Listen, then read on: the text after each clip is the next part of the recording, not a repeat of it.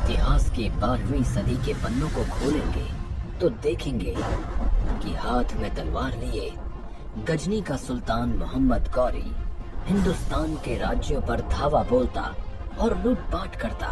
वो चाहता था कि गजनी सबसे धनी देश बने और हिंदुस्तान की तरह सोने की चिड़िया कहलाए। अब उसकी निगाहें दिल्ली पर टिकी थी, वही दिल्ली जिसके सिंहासन पर पृथ्वीराज चौहान विराजमान थे। वे बहुत वीर और युद्ध कला में निपुण योद्धा थे। शब्द भेद तीरंदाजी में तो वे माहिर थे।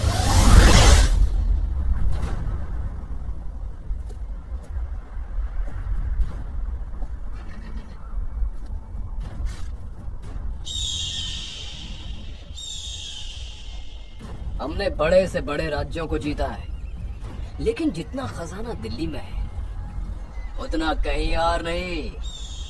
अगर हम दिल्ली के खजाने को लूट लें तो हमारा मुल्क सबसे धनी मुल्क बन जाएगा और सोने की चिड़िया कहलाएगा। सुल्तान, माफी चाहता हूँ, लेकिन दिल्ली के शासक पृथ्वीराज चौहान युद्ध कौशल में माहिर हैं। उनको पराजित करना लोहे के चने चबाने जैसा होगा। तो ठीक है, हम भी पृथ्वीराज चौहान की वीरता देखना चाहते हैं। सेनापति, दिल्ली पर हमला करने की तैयारी करो। इधर दिल्ली के शासक पृथ्वीराज चौहान जो सिंहासन पर विराजमान है, उनके कानों तक युद्ध की सूचना पहुंचती है।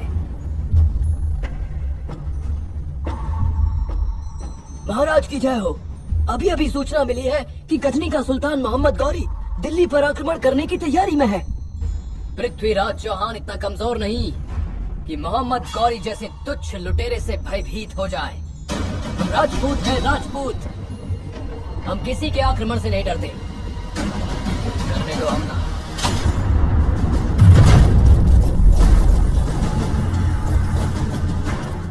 जोश में गौरी दिल्ली पर हमला बोल देता है। पृथ्वीराज चौहान और मोहम्मद गौरी के बीच घमासान युद्ध होता है और इस युद्ध में मोहम्मद गौरी पृथ्वीराज चौहान के हाथों पराजित होता है।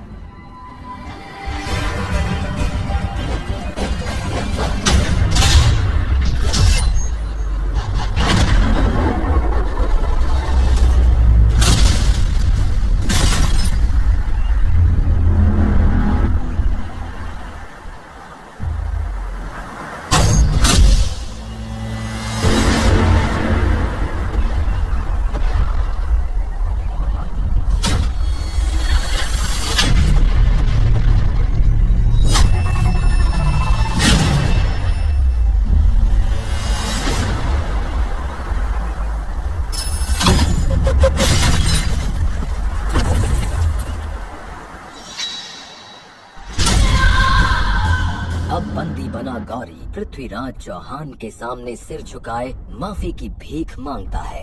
पृथ्वीराज, मैंने दिल्ली पर आक्रमण करने की जो गुस्ताखी की, उसके लिए मुझे माफी दो।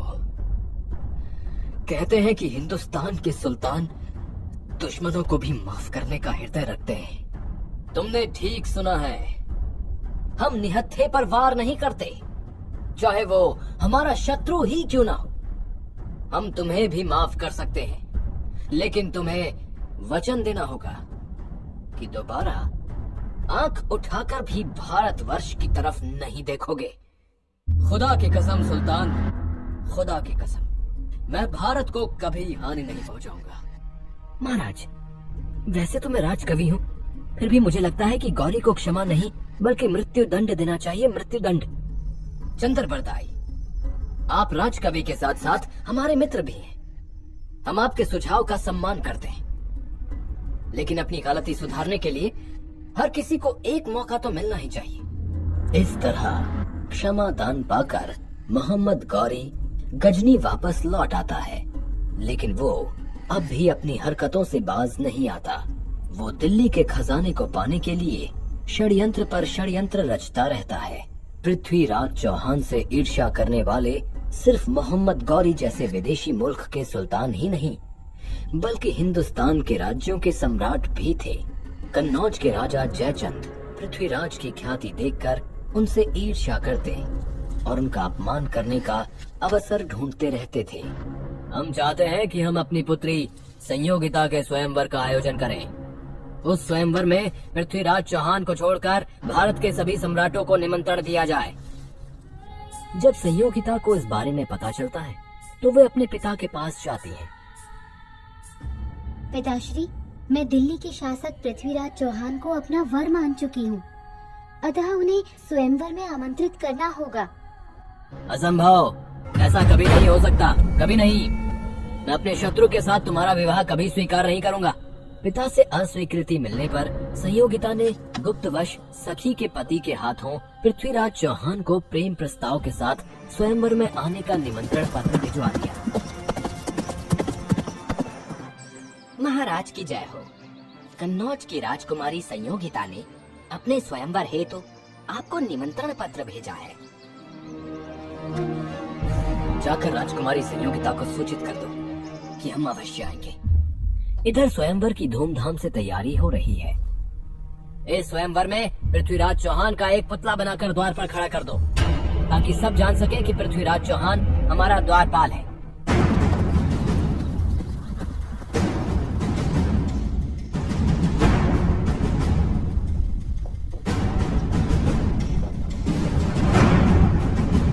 महाराज, अभी अभी सूचना मिली है कि आपके अपमान के उद्देश्य से जयचंद ने आपका पुतला बनवाकर द्वारपाल के रूप में लगवाया है। हम इस अपमान का बदला अवश्य लेंगे। कन्नौज की राजकुमारी संयोगिता के स्वयंवर में हम अवश्य जाएंगे। आज कन्नौज के राजमहल में संयोगिता का स्वयंवर है। हिंदुस्तान के कई सम्राट उपस्थित हैं। संयोगिता जयमाला के लिए सभी सम्राटों को अस्वीकार कर आगे बढ़ती है और पृथ्वीराज चौहान की प्रतिमा को देखकर रुक जाती है।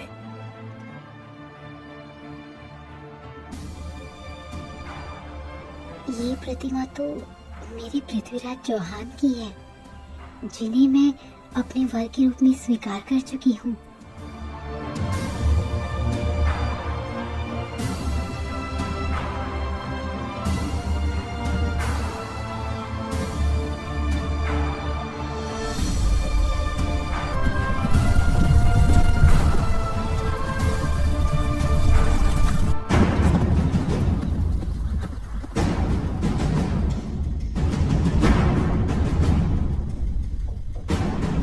संयोगिता ने मेरी प्रतिमा को जयमाला पहनाई, अतः ये मेरी पत्नी हुई।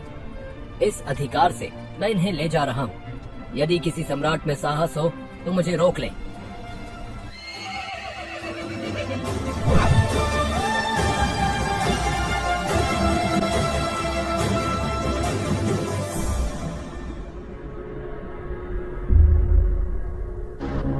पृथ्वीराज चौहान ने भरी सभा में हमारा अपमान करके अच्छा नहीं किया। इस अपमान का बदला हम बड़ी से बड़ी कीमत चुकाकर भी लेंगे। क्षमा करें महाराज, लेकिन हम अकेले पृथ्वीराज चौहान का सामना नहीं कर सकते। एक ऐसा व्यक्ति है जो हमारी सहायता कर सकता है। वो है गजनी का सुल्तान मोहम्मद गौरी। मैं गौरी के साथ संधि कर पृथ्वीराज चौहान को नष्ट कर दूंगा और दिल्ली का शासक बन जाऊंगा। मंत्री जी, शीघ्र ही हमारा संधि का प्रस्ताव गौरी तक पहुंचाइए। संधि प्रस्ताव लेकर जयचंद का दूत गजनी के सुल्तान मोहम्मद गौरी के पास जाता है।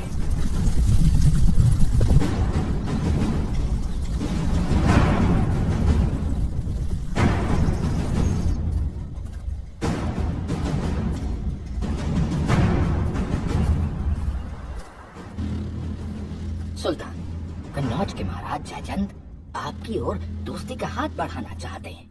आप पृथ्वीराज चौहान पर आक्रमण करें। हमारी सेना आपके साथ है। सारी दौलत आपकी होगी और दिल्ली का सिंहासन महाराज जयचंद का।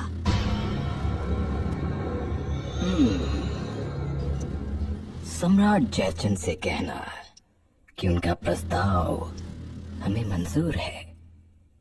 वो दिल्ली कूच की तैयारी करें।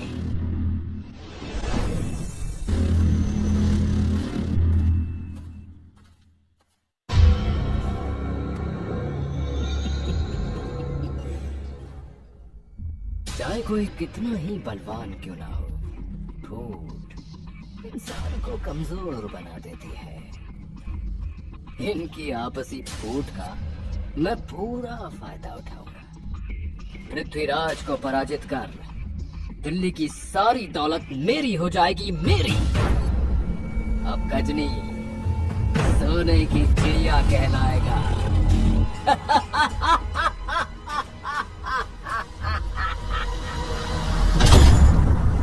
अत्यंत विशाल सेना के साथ जयचंद और गौरी मिलकर दिल्ली पर आक्रमण कर देते हैं।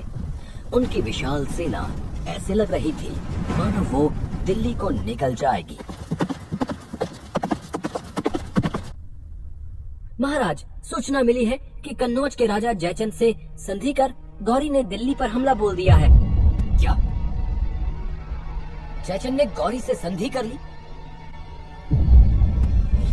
हम बहुत के दुश्मन को तो एक बार माफ कर सकते हैं, लेकिन देशद्रोही को नहीं। सैनिकों, युद्ध के लिए तैयार हो जाओ।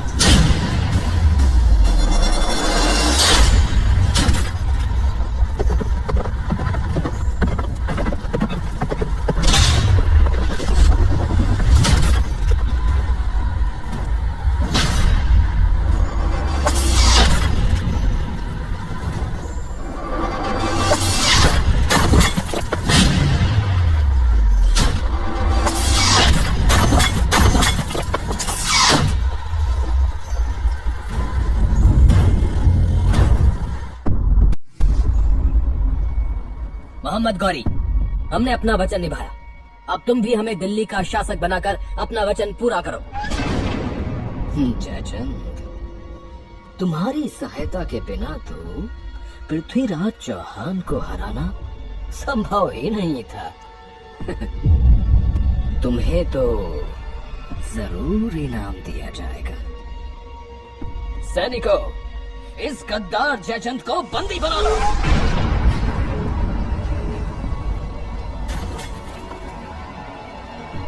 गौरी, ये तुम क्या कर रहे हो? तुम्हें यह विजय मेरी वजह से मिली है। तुम इस तरह मुझे धोखा नहीं दे सकते। जयचंद, मुझे ये विजय तुम्हारी आपसी फूट से मिली है, समझे? जो अपने मुल्क से गद्दारी कर सकता है वो हमारे साथ भी गद्दारी करने से पीछे नहीं हटेगा। सैनिकों, इसकी गर्दन काटकर बीच चौराहे पर लटका दो और लिखकर टांग दो, गद्दार जयचंद। गौरी जयचंद को चौराहे के बीच मरवा देता है और दिल्ली की सारी दौलत हड़प कर पृथ्वीराज को बंदी बनाकर गजनी लौट जाता है।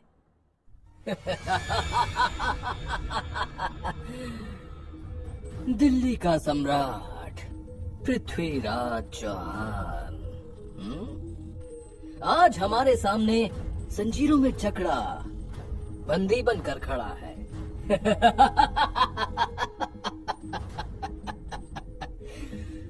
पृथ्वीराज, मैं भी तुम्हें माफ कर सकता हूं यदि तुम मेरे गुलाम बनकर रहो।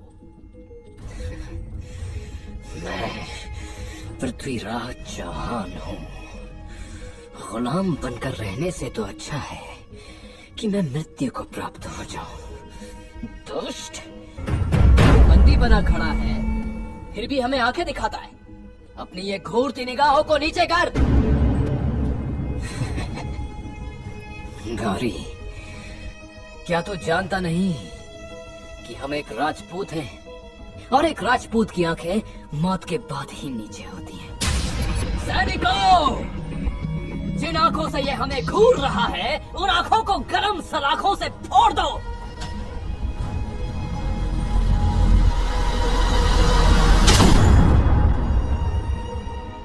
हम इसे इतनी आसानी से मृत्यु दंड नहीं देंगे।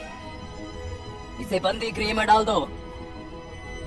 इधर दिल्ली में पृथ्वीराज के राजकवि चंद बरदाई अपने सम्राट की दुख भरी खबर सुनकर चिंतित होते हैं। मैं अपने मित्र को मरने नहीं दूंगा। मैं उनकी जीवन रक्षा के लिए गजनी जाऊंगा।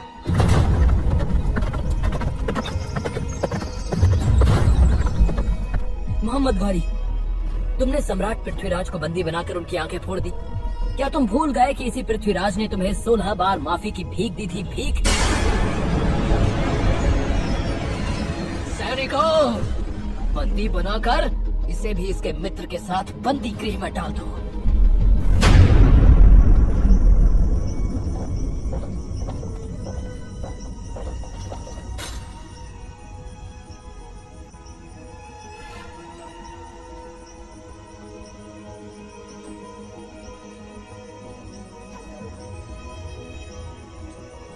मित्र, मैंने जीवन में गौरी को 16 बार माफ करके गलती की।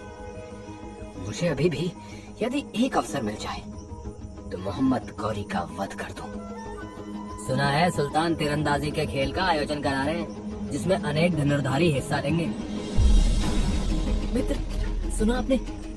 गौरी ने तीरंदाजी खेल का आयोजन किया है जिसमें आप भी हिस्सा लेकर शब्द भेद धनुर्विद्या से गौरी का वध कर सकते हैं। हमें यह अच्छा मौका छोड़ना नहीं चाहिए।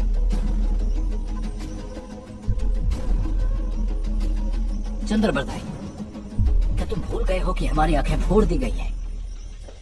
अतः ऐसे में तीरंदाजी कैसे संभव है? महाराज, आप बस देखते जाइए। सिपाही, हम सुल्तान से तीरंदाजी खेल के सिलसिले में कुछ कहना चाहते हैं। मेरा ये संदेश शीघ्र सुल्तान तक पहुंचाओ। गौरी की अनुमति पाकर चंद बरदाई को दरबार में पेश किया जाता है। सुल्तान, आपने जो तीरंदाजी के खेल का आयोजन किया है उसमें मेरे मित्र पृथ्वीराज चौहान भी हिस्सा लेना चाहते हैं। क्या एक अंधा तीरंदाजी करेगा? आपने पृथ्वीराज का यह कर्तव्य देखा ही कहाँ है? आंखें ना होने के बाद भी वे अच्छा निशाना लगा सकते हैं, आवाज सुनकर तीर चला सकते हैं। असंभव, असंभव। आप अवसर देकर स्वयं देख लीजिए। ठीक है, उसकी मौत से पहले उसका ये हुनर भी देख लेंगे। और यदि पृथ्वीराज चौहान का निशाना चूक गया तो उसके साथ तुम्हें भी मौत की सजा मिलेगी। समझे? मुझे मंजूर है। गौरी को परास्त करने का आपको एक सुनहरा अवसर मिला है।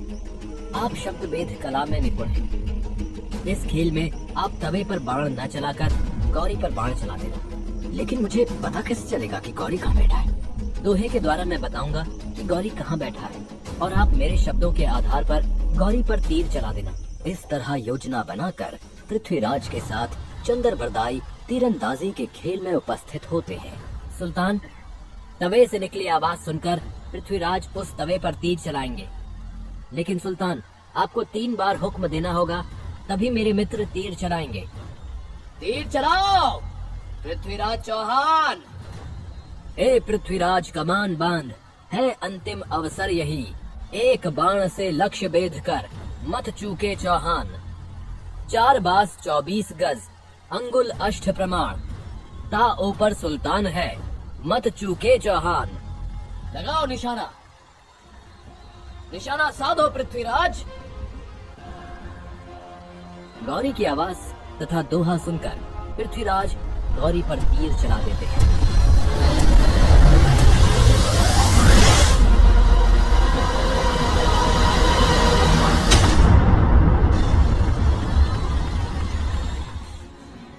मैंने अपने अपमान का बदला ले लिया चंद्रबरदाई, मैंने अपने अपमान का बदला ले लिया।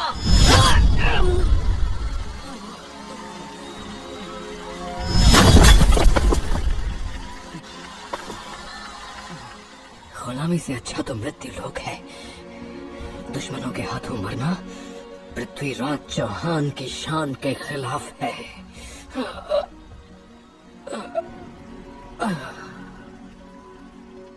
पृथ्वीराज चौहान और चंद्रबरदाई ने योजना बनाई थी कि गौरी को मारने के बाद अपने स्वाभिमान की रक्षा हेतु हम अपने प्राण त्याग देंगे।